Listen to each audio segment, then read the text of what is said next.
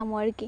তো আমি এসে হে করটা ফুসাফুসি করতাম, তো এদিকে দেখো কেমনে ফুসাফুসি করতেছি, মা ঘুমা এত স্পিডে লাগাইছি। তো আমি ফুসাফুসি গেছে তো গড় ঠামানি হয়ে গেছে গা।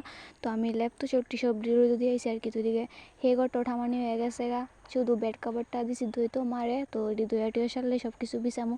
তো বিছামু টিছামু এই ব্লগ ডলিয়া তোমরা লগে শেয়ার করুম, কারণ আমি একলা গেলে কষ্ট পাইতাম, তোমরাও দীক্ষা আমার কষ্টটা ফিল করো।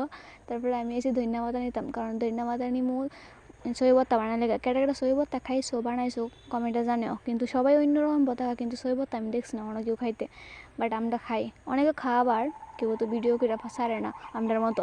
তো আমি এখন সই ভর্তা করতাম হয়েছি, কারণ বলি ওখানে বেশি বাড়িটার এই জিনিস খাইতে পারতো না, তেলের জিনিস, যেহেতু আবুরা হাম হচ্ছে আর আজকে রান্নারও বেশি একটা তাল নাই। তো বদিটা খাওয়ান টাওয়ান দিয়েছি, তারপর আমি স্নান টান করে ওখানে ক্রিম টিম মেক খেলতেছি শরীরের ভিতরে। আর এদিকে হয়েছে তেল শেষ, আমারই মনে এটা রাগ করতেছে স্নান করে, যদি তেল না দিই ঠান্ডার দিনও কেমন লাগে। তারপর ভাত খাইছি।